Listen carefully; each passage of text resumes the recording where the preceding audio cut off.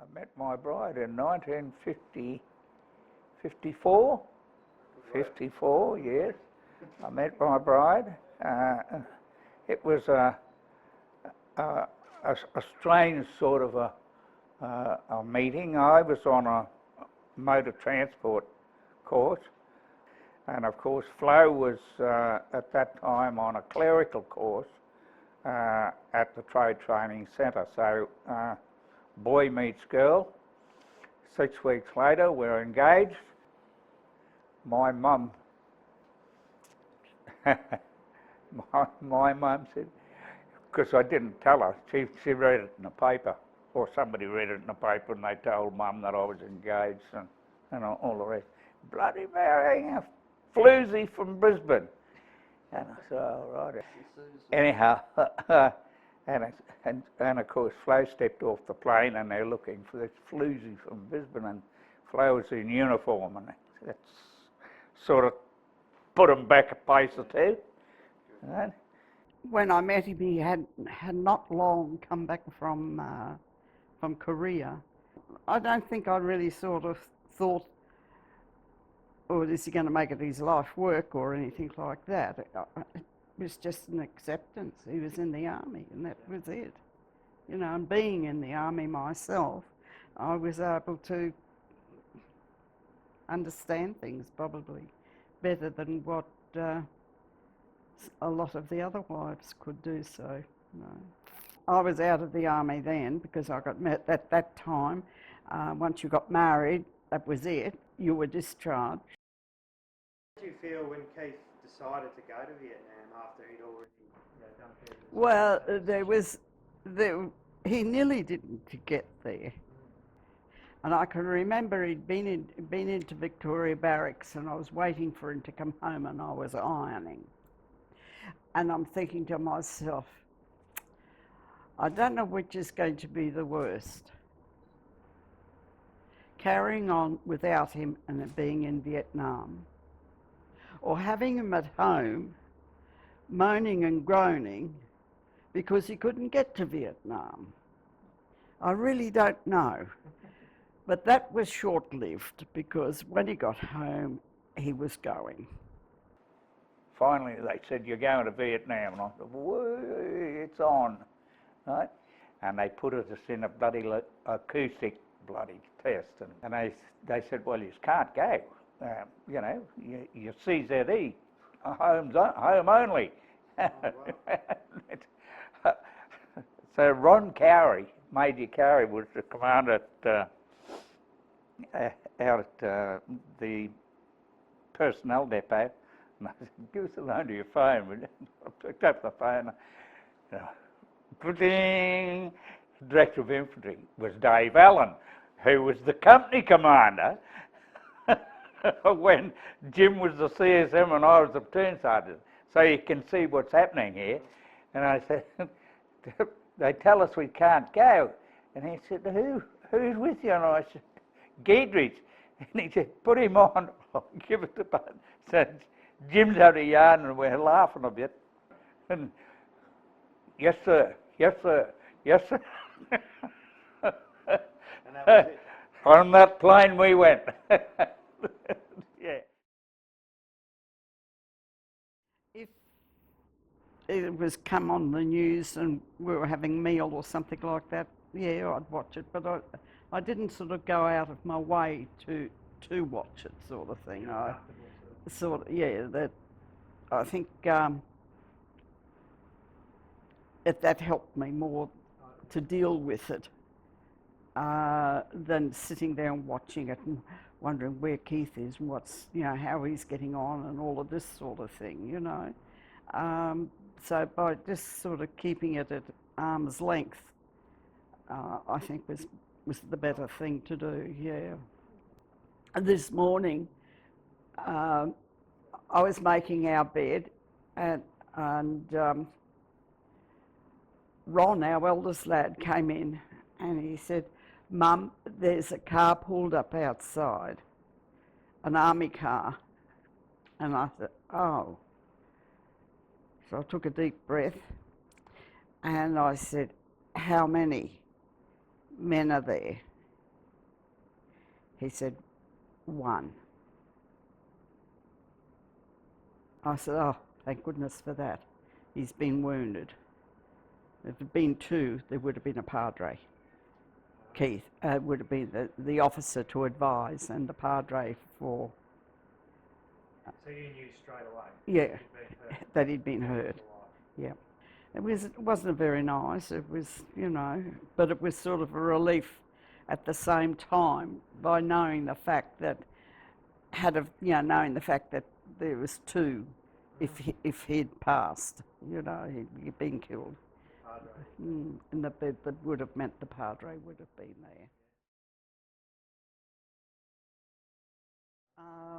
I think I've still got all up in the cupboard at home. I think I've got most of his letters. There was a period of couple of times that I'd go for a gap sort of thing of time without a letter that he wasn't in a position to write letters. And I knew I would get 1 or 2 or maybe 3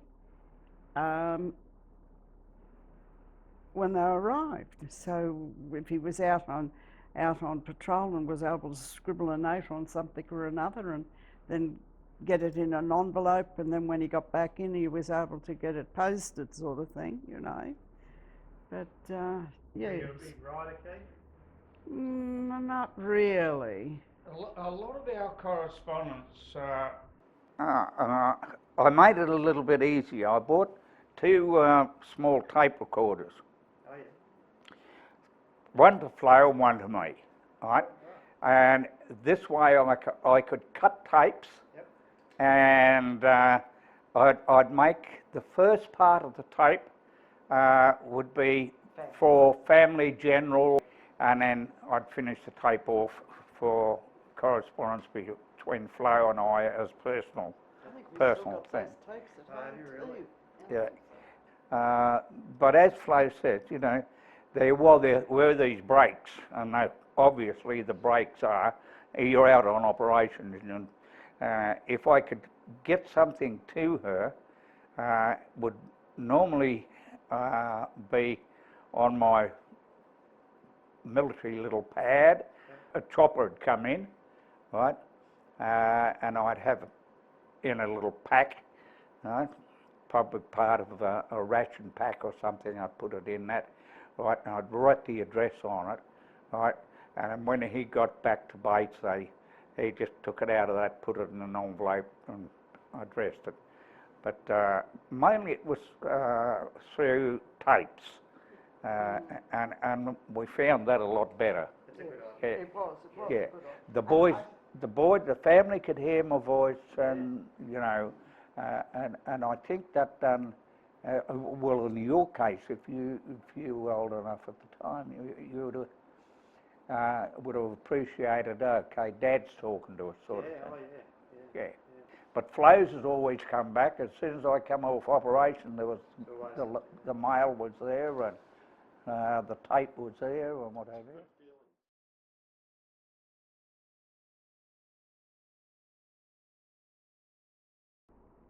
I was at work. The boys were at school. It was lunchtime, and I'd gone to go to lunch, and anyhow, I made a comment to the she said, "You've got 2 calls waiting now." I said, "Oh, gee, I'm popular today, aren't I?" Famous last words. I took the first call, and it was my sister who had working at a hairdressing salon, and you should have heard the commotion there, because I used to go there as well to get my hair done. What's all the noise? What's it going on? She said, "Keith's been awarded the Victoria Cross." And I got turned off Appleby Road and down Jarvis Street, and if you didn't turn right or left, you went straight into our front yard. The people that were there was just media, everything. It was just unbelievable. And anyhow, so I pulled in, went under the pulled up underneath the house where I parked the car. My mind went back to when Edna's husband, Wheatley, Dasher Wheatley, remembering her on the TV and that sort of thing because he was the first one. Anyhow, so I collected myself. We went through all of that sort of thing, you know, and as they were starting to disperse, the kids were starting to come home from school. Rhonda and a mate, and he got to the house and he said, "Mum, what's going on? What's all of this? Who are all these people?" Anyhow, then I sort of had to try and explain to him, and he said, "Oh, golly, you know." Did he understand? Yes. How old was he? 14. Okay. But he got it. Yeah, because we'd been through it with Ray's, you see. That must have But helped. well, in lots of ways, yes, it did, because I wrote to Keith. I was writing to Keith a couple of nights after Ray's announcement, and there'd all been a leak that there had been another Victoria Cross awarded. And I'm writing to Keith sort of thing that there's a piece in the paper that another VC has been awarded. He's supposed to be living from New South Wales and has 4 sons and a daughter. So if you know who he is, please congratulate him. When you found out what Keith had done, were you angry? No. Well, you know, because that's his job, and I think the fact that being in the army myself, I think maybe that is why I didn't. Had a better understanding. And yes. What he had to do is what he had to do, and that's all there is to it. You have a responsibility, and my responsibility, I was the company commander, and it was my responsibility to look after my soldiers, right? And basically that's all that happened, but it happened under very arduous sort of circumstances. But you either accept the responsibility or you bloody well don't. And if you just want to be an officer walking around with a bloody stick under your arm and looking like Lord Haw or somebody, well, that's not being, that's not what you're supposed to do. You have a responsibility, and you have to bloody well make sure that you carry out that responsibility. Simple. And Flo, I guess, with the background, understood that. Yes. Where perhaps I think some other Yeah. wives wouldn't have. Would not have.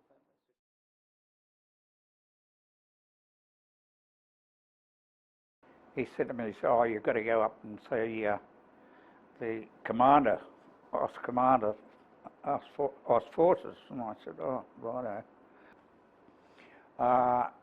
So went up and knocked on the door, and he says, "Come." And I hate that. Oh, I hate an officer telling me to come. Right. And anyhow, I went in. I never had a headdress on, so I took attention, and he said, "Allow me to be the first to congratulate you.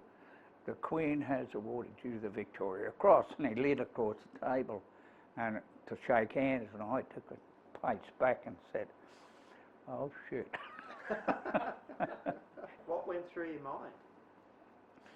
Well, I just shook hands with him, and then he said, "Now," he said, "you've got 5 minutes, right, to accept or not." Really? Yeah. Everything is open. Everything, all the lines are open to Buckingham Palace. So they're waiting? Yep, all the way. Wow, I didn't know that. Right, waiting on my decision. I was told at about 10:30. between then and 11 anyhow. Didn't take me long to walk down to where the media were and everything. And he said, well, do you accept? And I said, on behalf of my blokes, yes. Which I did. They done a great job. Was it a hard decision? Yeah. So, so then we walked down and they done the media announcement and everything else like that. And of course, at this time, everything's rolling pretty fast, you know, and they'd made the announcement and everything, and everybody was breaking up, and Chuta came over, Simo. What do you call Chuta. it? Chuta Māori. Japanese for wait a minute. Chuta came over. Ray came over and he said, let's go and have a beer, mate. Right? So we walked out of the bloody room, into the next bloody office, and he went, here, mate. And is that photo? Yeah. It'd be pretty close to it. Yeah. Yeah. That photo of the Yeah. yeah. Simo and I having a beer. Yeah. Yeah, right. Yeah. Right. Yeah. Yeah. Here, mate. He had it all teed up. The booze was right next door, mate. Because he'd not long been through it. Yeah. 3 weeks. Did it help to have Ray there for you? Oh, yeah, mate, yeah.